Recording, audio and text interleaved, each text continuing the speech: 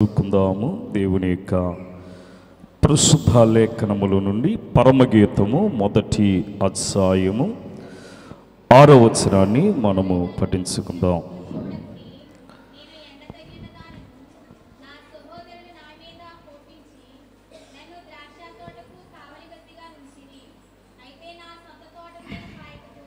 ప్రార్థన చేసుకుందాం. సకల యుగముల యందు క్షీడువును ఆచింతరహితుడైన మా తండ్రి, చదవబడిన వాక్యమును మేము వివరించుకునొచ్చు ఉండగా వాక్య గ్రంథములో మీరుండి మాతో మాట్లాడమని మా మంచి బోధకుడవైన క్రీస్తు ప్రభువును బట్టి ప్రథములాడుకొనొచ్చు ఉన్నాము తండ్రి. ఆమేన్. దేవుని యొక్క మహాకృపను బట్టి ఏర్పాటు చేయబడిన ఈ శిలువ ధ్యాన దీక్ష కార్యములున్న మీకు మన ప్రభువును రక్షకుడైన యేసు క్రీస్తు యొక్క మరి కృపా సమాధానములు మనకి లభించును గాక. ఆమేన్. ఈ యొక్క మరి పరమగీతార్థములో మరి ప్రారంభ 2 అధ్యాయాలు మనము గమనించినట్లయితే ఈ యొక్క మరి పరమగీతము 1-2 అధ్యాయములలో సిలువ మనకి కనబడుతుంది. ఇది అతి పరిశుద్ధ స్థలం వంటిది. ప్రసంగి మరి పరిశుద్ధతకి సూచనగా కనపడితే పరమగీతము అతి పరిశుద్ధ స్థలమునకు సూచనగా మనకి కనబడుతూ ఉంటుంది.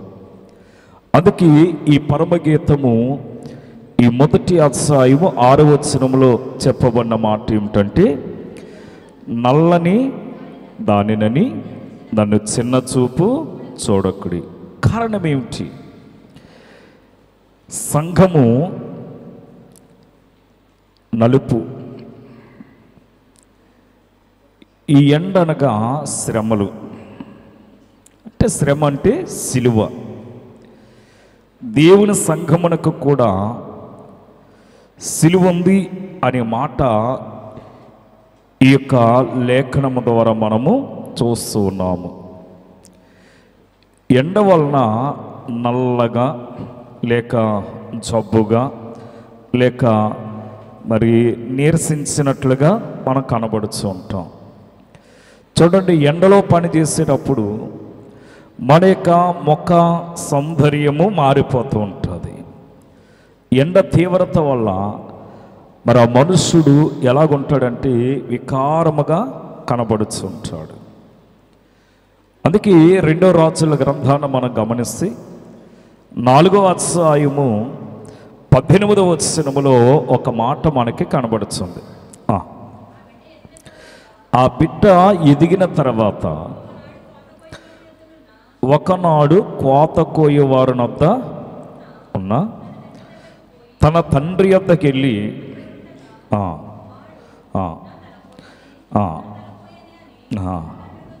చాలండి. ఈ యొక్క సునేమిరాలు కుమారుడు తన తండ్రి వద్దకు వెళ్ళి ఏమంటున్నాడు? నాకు తలపోటు వస్తుంది. ఎందుకు తలపోటు వస్తుంది అంటే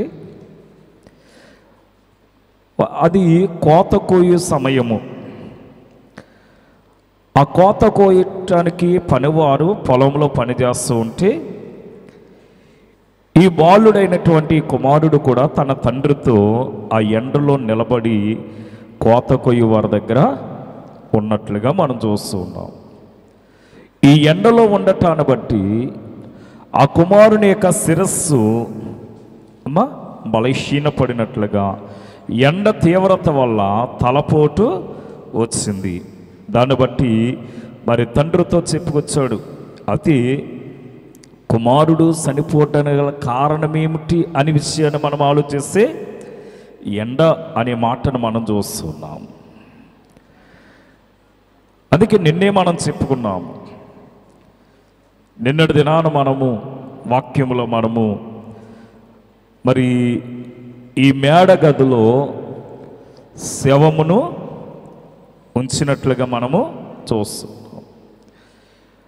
అలాగే ఇక్కడ కూడా మనం చూస్తుంటే ఈ ఎండ తీవ్రత వల్ల ఆ కుమారుడు చనిపోయాడు. యోహాను సువార్త 14వ అధ్యాయము 6వ వచనాన్ని మనం గమనిస్తే అక్కడ ఈ సర్వశక్తిమంతుడైనటువంటి దేవుని కుమారుడైన యేసుక్రీస్తు ఏమంటున్నాడంటే, నేనే మార్గమును సత్యమును జీవమును. చాలండి, ఆయన ఏమై ఉన్నాడట? జీవమై ఉన్నాడు. అనగా దేవుడు జీవం గలవాడు, అవునా కదా? మరి ఈ యొక్క ఎండ తీవ్రత వల్ల అతలో ఉన్నటువంటి జీవము నిర్జీవమవే స్థితిలోనికి రాకూడదు. కానీ ఈ యొక్క ఎండ తీవ్రత వల్ల ఆ కుమారుడు తట్టుకోలేక అతడు ప్రాణాన్ని విడిచిపెట్టాడనే విషయాన్ని మనం చూస్తున్నాం. అదే విషయం మనము ఈ యొక్క మరి యోహాను సువార్త 11వ అధ్యాయాన్ని మనము గమనించినా సరే అక్కడ కూడా ఆ విషయాన్ని మనకి చూపిస్తూ ఉంటుంది. అలాగే లూకా సువార్త 23వ అధ్యాయము 27 నుండి 32 వచనాలు మనం చూస్తే అక్కడ మనము ఆ యొక్క విషయాన్ని గమనిస్తే అక్కడ అంటాడు కదా, పశ్చిమానికి ఎలాగూ చేస్తే మరి ఎండిన దానికి ఇంకేమీ చేయదురు. ఎవరి యొక్క పశ్చిమాని? ఎవరు? యేసు క్రీస్తు. ఏమో ఈ పశ్చిమాని ఎవరు? యేసు క్రీస్తు. మరి ఎండిన మాని ఎవరు? అమ్మా, మానవులు లేక సంఘము. ఏమో ఈ నీరు విశ్వాసమునకు లేక వాక్యమునకు సాదృశ్యముగా మనకి కనబడుతూ ఉంటుంది. నీరు దేనికి గుర్తంటే విశ్వాసమునకు లేక వాక్యమునకు గుర్తు. ఎండిపోకుండా ఉండాలంటే నీరు పోయాలి. ఈవేళ మొక్క వడిలిపోకుండా వాడిపోకుండా ఎండిపోకుండా ఉండాలంటే మొక్కకేం పోయాలి? నీరు పోయాలి. అలాగనే ఈ విశ్వాసకి నీరని దేవుని యొక్క వాక్యము. అనగా ఆ విశ్వాసి పొందుకుంటూ ఉంటే విశ్వాసములో ఎదుగుతూ ఉంటాము. అంటే సంఘము నీడ కోరుకుంటుంది. సంఘము నీడను కోరుకుంటుంది. నీడంటే అమ్మా ఏ నీడ మనకు కావాలి? ఆ సిలువ నీడ. ఈ సంఘము సిలువ నీడలో ఉండాలి. అందుకే మనం చదివినటువంటి ఈ పరమగీతములో మనకొక పెండ్లి కుమార్తె కనబడుతుంది.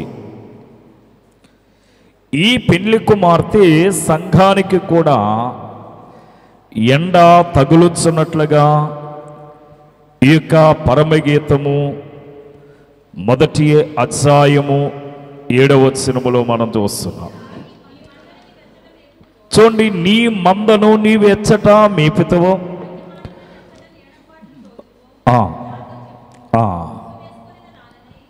ముసుగు వేసుకున్న దానిని నీ జతకాండ్రుల మందల యొద్ద నేను ఎందుకు ఉండవలను? కనుక ఇక్కడ మనం గమనించినట్లయితే ఈ మందను మేపుచున్నట్లుగా మనం చూస్తున్నాం. మందను మేపడాన్ని బట్టి ఎండ తగులుచున్నది. ఆదికాండము 18వ అధ్యాయంలో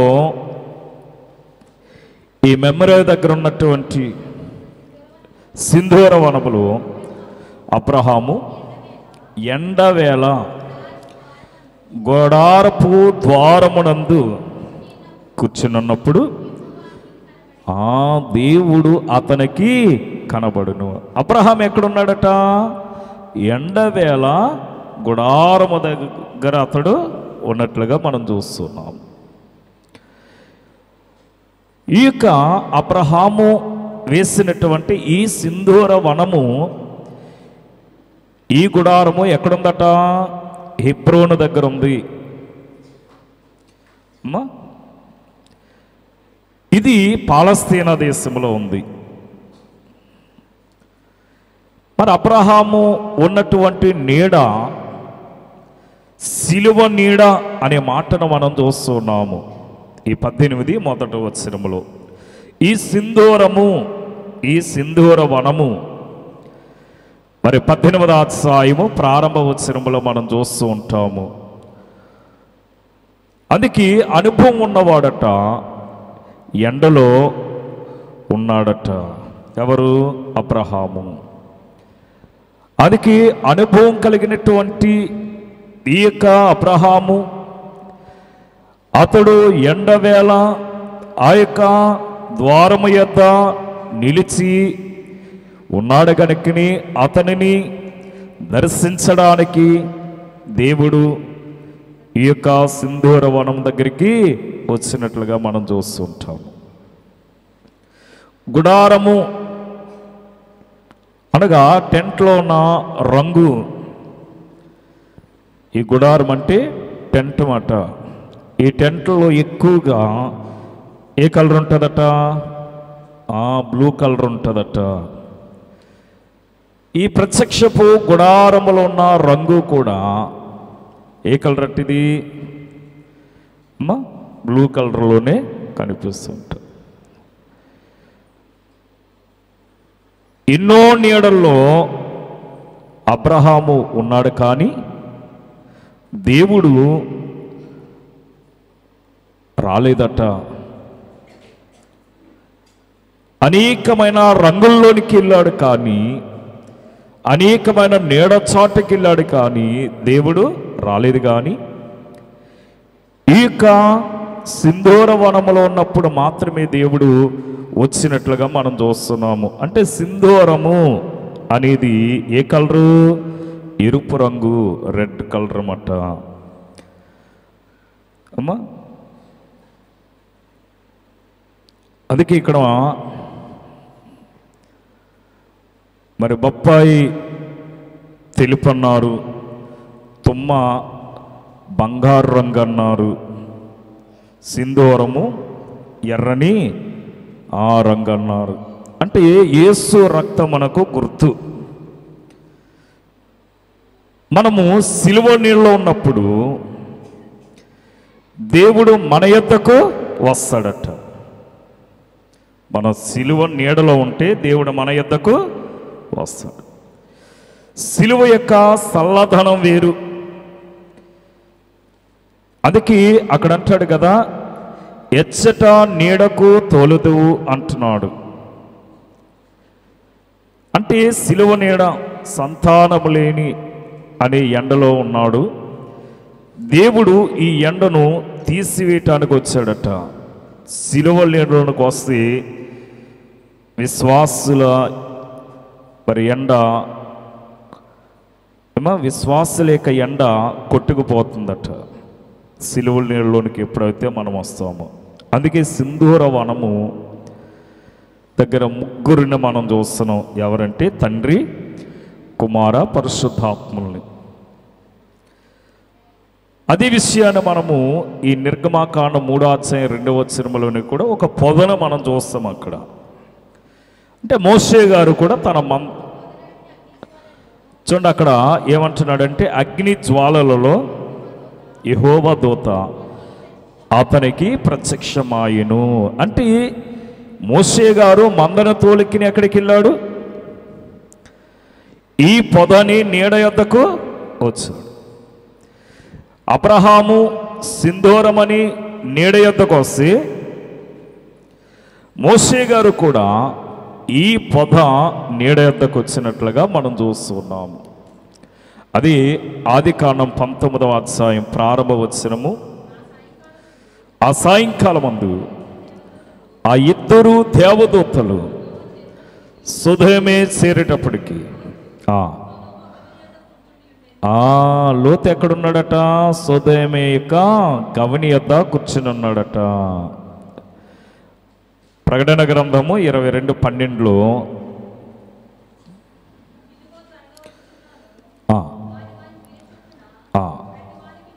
ఆ, ఆ, ఆ. ఉమ్. చాలండి. ఈయన భక్తి కలిగినటువంటి వాడు లోతు, దేవుని యొక్క శక్తిని ఎరిగినటువంటి వాడు. కానీ అతడు ఎప్పుడైతే ఆ పచ్చని ఆ ప్రాంతాన్ని కోరుకున్నాడో, అక్కడికి వెళ్ళిన తర్వాత అందున్నటువంటి ఆ దేశంలో ఉన్నటువంటి పెద్దలతో సహవాసాన్ని ఏర్పాటు చేసుకుని ఆ ఊరి యొక్క గవని యొద్ద కూర్చుంటూ ఉన్నాడట. ఇక్కడ మనకి ఒక విషయాన్ని తెలియజేశారు పెద్దలైన వారు. యుద్ధానికి వస్త్రధారణ చాలా ప్రాముఖ్యమైనదట. అందుకే అక్కడ ఒక 5 విషయాలు చూపించారు యుద్ధానికి ప్రాముఖ్యమైనటువంటి విషయాల్లో. 1 పైబట్ట, 2వది కర్ర, 3వది చెప్పులు, 4వది తలపాగా, 5వది సంచి. ఈ కర్రలు కొట్టుకుంటూ తెచ్చారు. దేవుడు తెచ్చినటువంటి ఆ కర్రే సిలువట.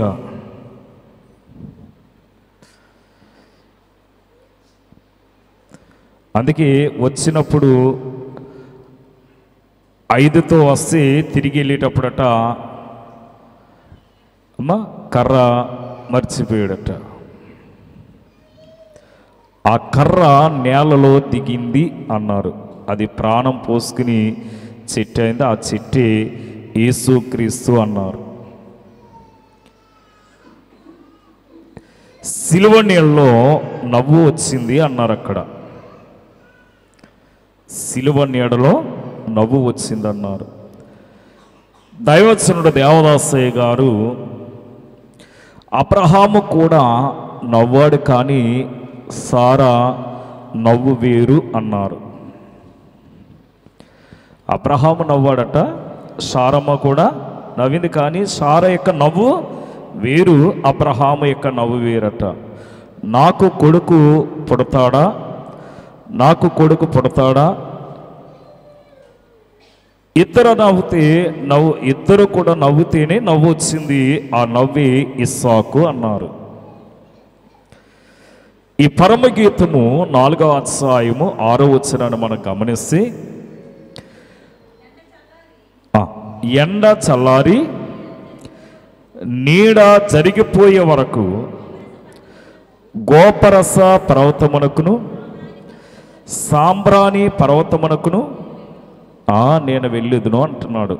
ఈ గోపరసము సాంబ్రాణి ఈ పర్వతములే సిలువ పర్వతములు అన్నారు ఇక్కడ. అందుకే క్రీస్తు యొక్క జన్మములో సాంబ్రాణి వచ్చింది. క్రీస్తు యొక్క జన్మములో ఏమొచ్చింది? సాంబ్రాణి తీసుకొచ్చారు. అందుకే అయ్యగారు అన్నారు, భక్తిలో ఎండిపోవాలట, విశ్వాసములో ఎండిపోవటట, భోగములో ఎండిపోవాలట, సేవలో ఎండిపోవాలట.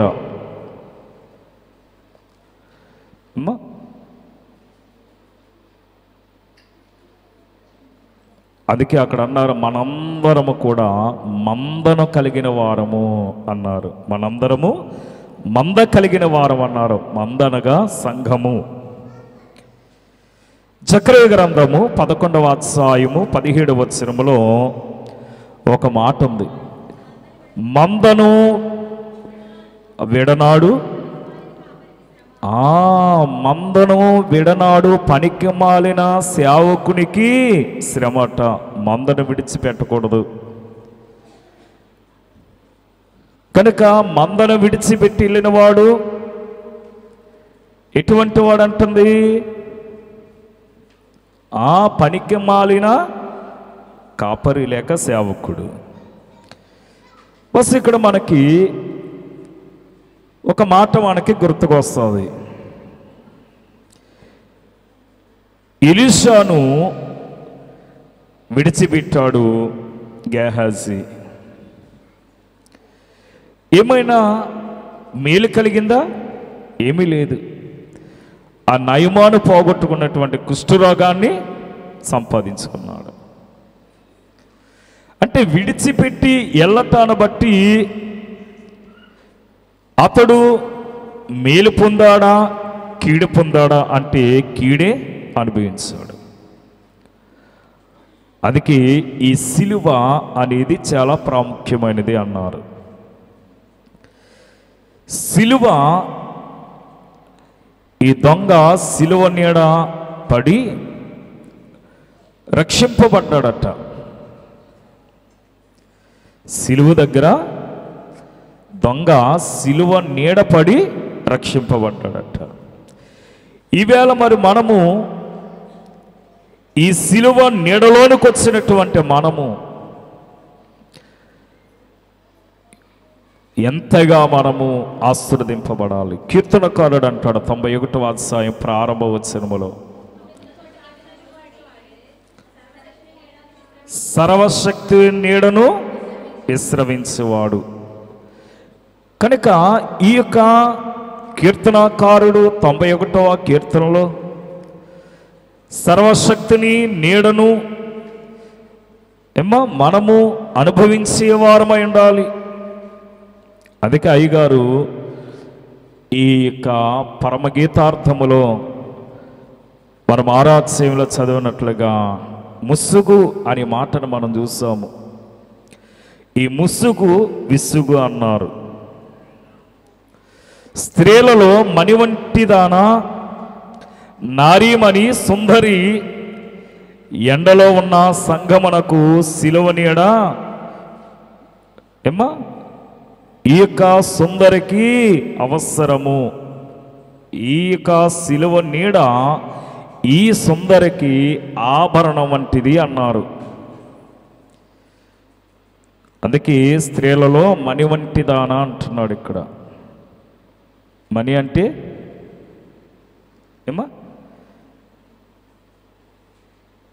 నారీమణి సుందరి అంటున్నాడు. అంటే ఎంతగా అక్కడ వర్ణిస్తున్నాడు ఈ యొక్క ప్రియురాలిని అనేది అక్కడ మనకి కనబడుతూ ఉంది.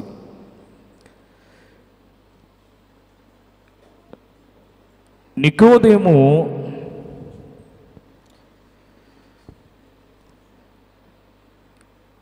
ఏ సమయంలో వచ్చాడు దేవుని యొద్ద కంటే? అర్ధరాత్రి వేళ వచ్చాడట. దేవుడు విసుక్కోలేదట. సమరయ స్త్రీ ఎప్పుడు వచ్చిందంటే మిట్ట మధ్యాహ్నం వచ్చిందట. ఈమె మిట్ట మధ్యాహ్నం వచ్చి ఊరంతా మార్చేసింది. యేసు భోజనం చేస్తున్నప్పుడు కాళ్ళ దగ్గరకు వచ్చింది. అలాగని సుంకారు బావి, ఇది యాకోబు బావి అన్నారు. అందుకనే యేసయ్య ఆయనక చనిపోయే చివరి ఘట్టములోని కూడా సిలువతో తనతో పాటు వేయబడినటువంటి దొంగని రక్షించాడు. అందుకే పరమగీతం 1వ అధ్యాయం 8వ వచనంలో మనం చూస్తే, నారీమణి సుందరి, అది నీకు తెలియకపోయినా మందలు అడుగు జాడలను బట్టి, మందలు యొక్క అడుగు జాడలు. ఎవరి మంద?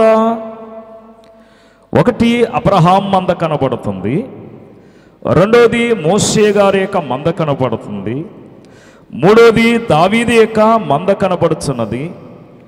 ఈ అడుగు జాడల యందు ఒలీవ కొండ మీద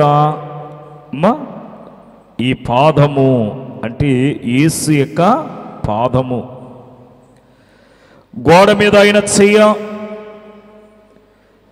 అనగా దేవుని యొక్క ఏర్పాటు బైబిల్స్ను, ఈ బైబిల్స్ని వ్రాత, ఈ బైబిల్స్ని ఈ యొక్క గోడ మీద వ్రాయబడినటువంటి ఈ చివరాత ఏమా బైబిల్స్ యొక్క అడుగు జాడల్లో మనం నడవటానికి దేవుడు ఈ యొక్క గాలిలో బైబిల్స్ని రాసి చూపించారట. ఎవరి యొక్క అడుగు జాడల్లో నడవాలంటే మనము బైబిల్స్ని యొక్క అడుగు జాడల్లో నడవాలన్నారు. మొదటి సమూయేలు గ్రంథములో 17వ అధ్యాయము 38వ వచనాన్ని మనం గమనిస్తే,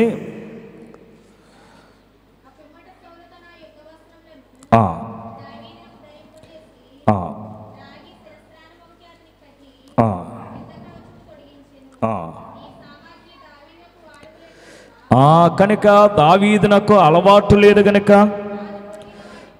తాను తొడిగిన వాటి పైన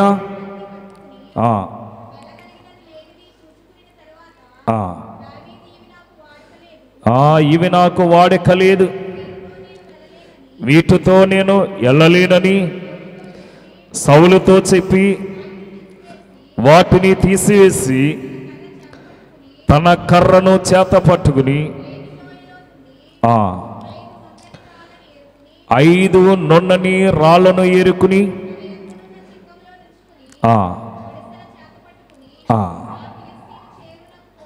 చాలండి. ఈ యొక్క దావీదు అనగా దేవుని యొక్క అడుగు జాడల్లో నడుచాడు గనక